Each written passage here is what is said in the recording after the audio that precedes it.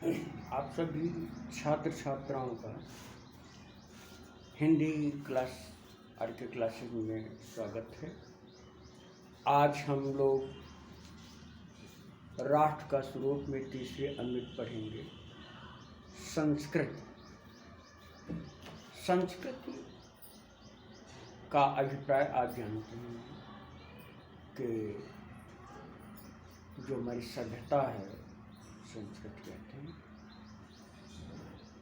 आप लोगों ने राष्ट्र का स्वरूप में पढ़ा कि ये जो राष्ट्र है उसका प्रमुख अंग भूमि और उसके बाद फिर जन, इसके बाद तीसरा प्रमुख अवयव लेखक के अनुसार संस्कृति।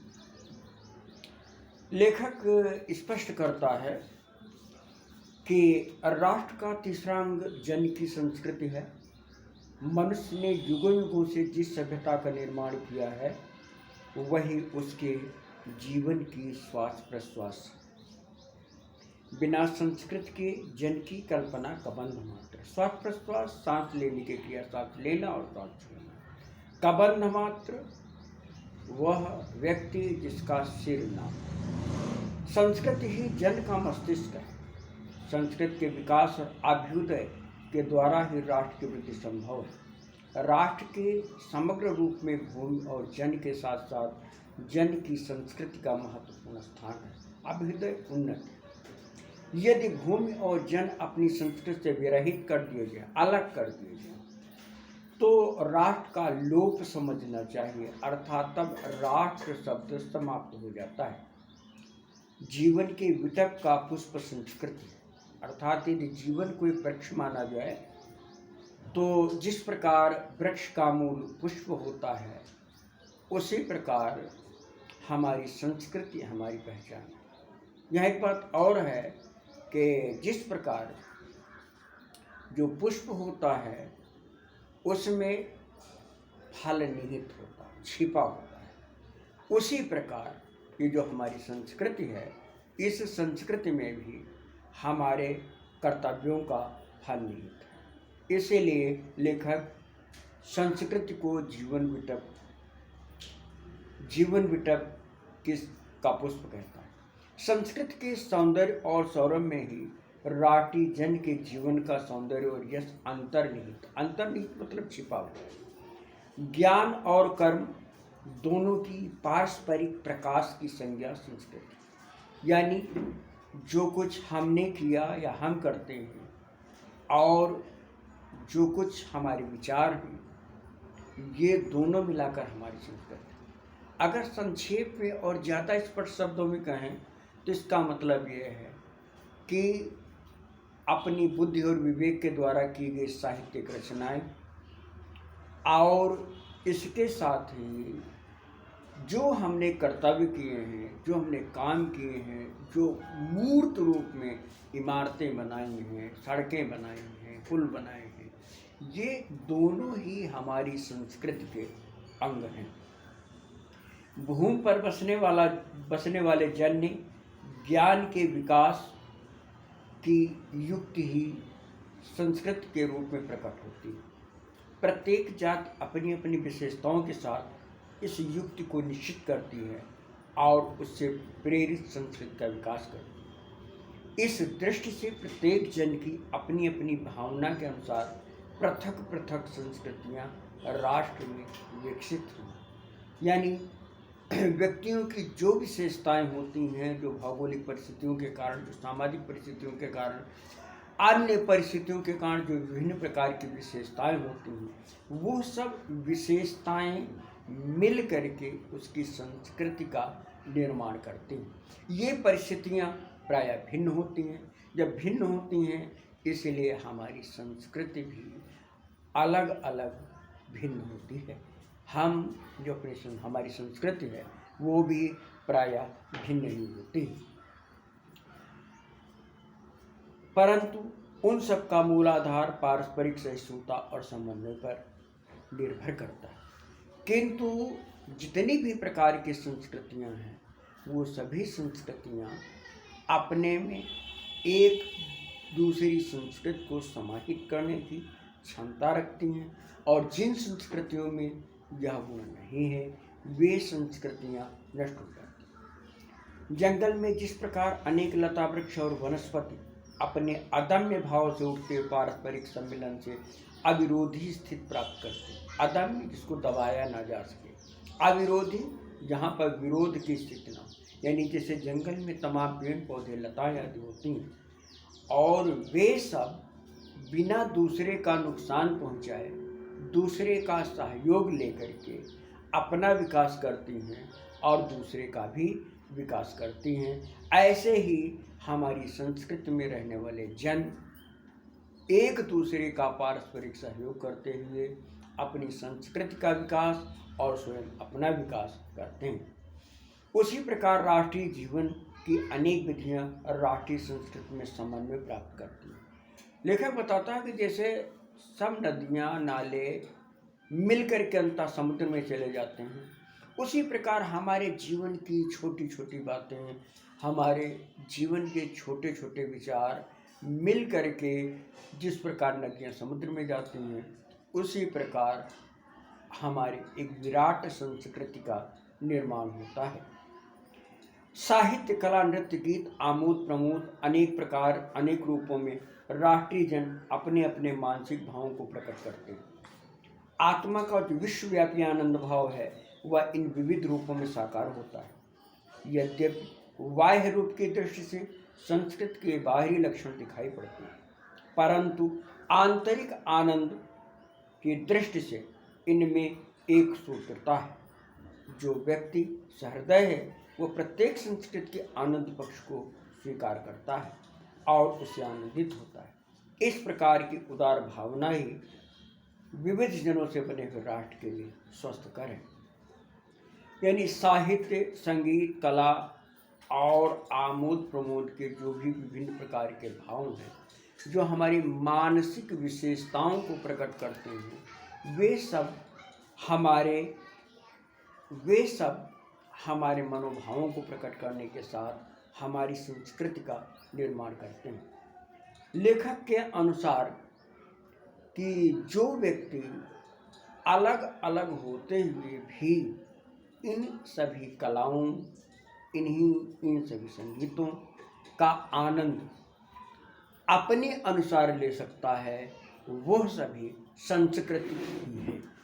यदि हम ये कहें कि एक देश का व्यक्ति बिना किसी पूर्वाग्रह के अगर वह संस्कृति, दूसरे की संस्कृति का, दूसरे की कलाओं का सम्मान करता है, तो यह उदारता उसे विशिष्ट बनाती है और इस प्रकार की उदारता, इस प्रकार की स्थितियाँ राष्ट्र के लिए श्रेष्ठकर होती हैं। लेखक के अनुसार लेखक अगले अनुक्ति में कहता है कि गांव और जंगलों में स्वच्छंद जन्म लेने वाले लोकगीतों में, तारों के नीचे विकसित लोक कथाओं में संस्कृत का अमित भंडार भरा हुआ है, जहाँ से आनंद की भरपूर मात्रा प्राप्त हो सकती है।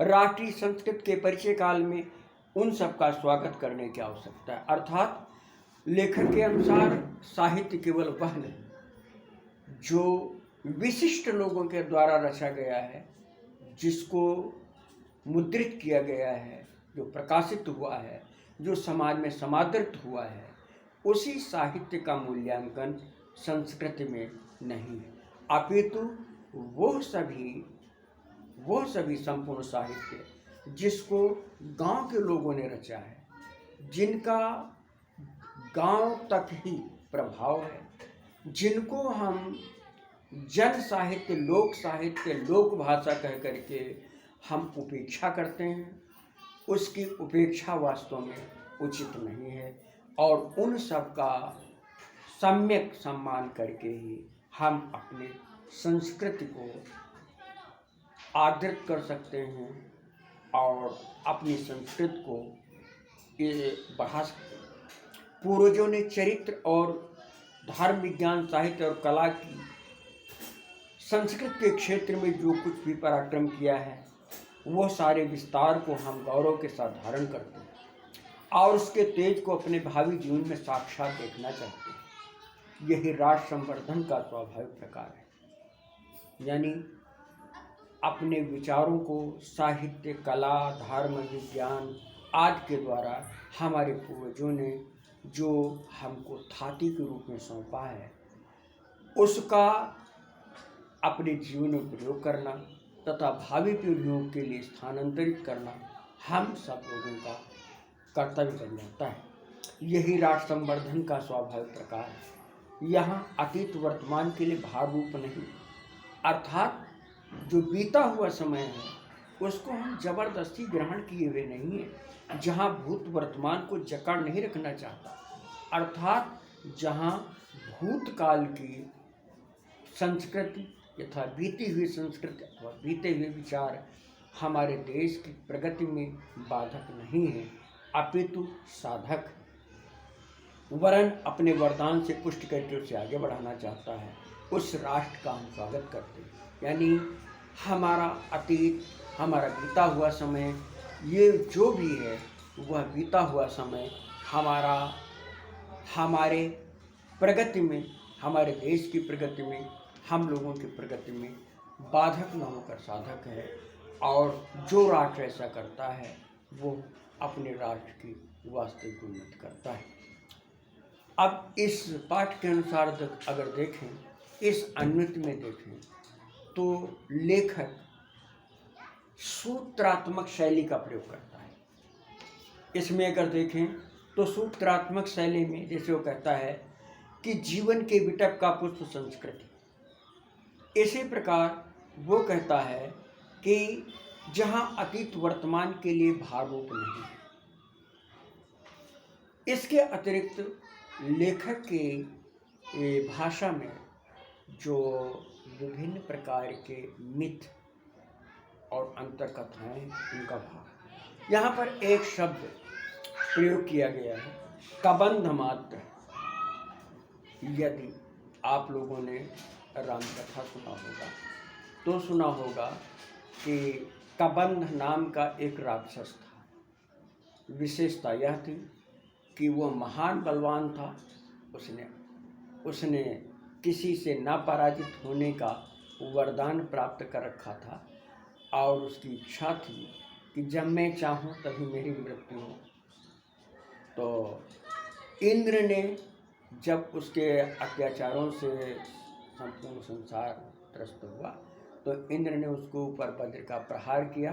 कहा जाता है इससे उसका जो सिर है वो वज्र के प्रहार के वेग के कारण उसकी छाती में धक्कर आ गया और उसका सिर नहीं था, उसे कबंध। यहाँ पर लेखक ने बताया है कि जिस प्रकार हम सिर के द्वारा यानी मस्तिष्क के द्वारा विभिन्न प्रकार के विचार करते, अर्थात अगर देखा जाए तो हमारे शरीर का एक छोटा सा भाग ही हमारा सिर होता है।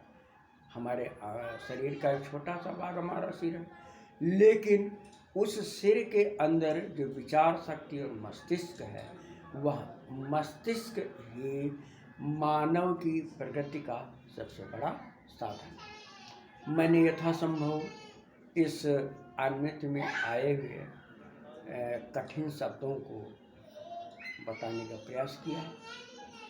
इसके अतिरिक्त यदि आप इस पाठ को पढ़ेंगे तभी आप समझ पाएंगे कि इसमें और कौन से शब्द ऐसे हैं जो आप समझ नहीं पा रहे हैं, जिनको आप समझ नहीं पा रहे हैं। उनको मैंने कहा था कि यथासंभव आप जो आपका व्हाट्सएप ग्रुप है उसके द्वारा आप पूछ सकते हैं। और प्रायः अगर कोई ऐसी समस्या है जिसका निराकरण कम शब्दों में नहीं हो सकता है, जिसके लिए आप तर्क अथवा विचार विनिमय करना चाहते हैं, मेरा दूरभाष नंबर, मेरा फ़ोन नंबर सबके पास है, तो आप उसका प्रयोग करें। जैसा कि बताया गया है, हिंदी के क्लासेज मंगलवार, बृहस्पतिवार और शनिवार करूँगी, जिनमें उसका समय 10 से 10:30 के बीच में है, और उसके बाद आप हमसे उस संबंध में प्रश्न पूछ सकते हैं। और जैसे ही परिस्थितियाँ विद्यालय खुलने के अनुकूल हुई, हम लोग सम्मुखीन होकर सारी जटिलताओं का निराकरण करने का प्रयास करेंगे। तो मेरे कहने का अभिप्राय ये हुआ कि जो भी पाठ पढ़ते हैं उसको आप ध्यान से पढ़ें, और उसकी जो जटिलताएं हैं, कठिनाइयाँ हैं, आप एक कॉपी में या और कहीं नहीं, आप उस हिंदी की कॉपी से पाठ के साथ नोट करते चलें।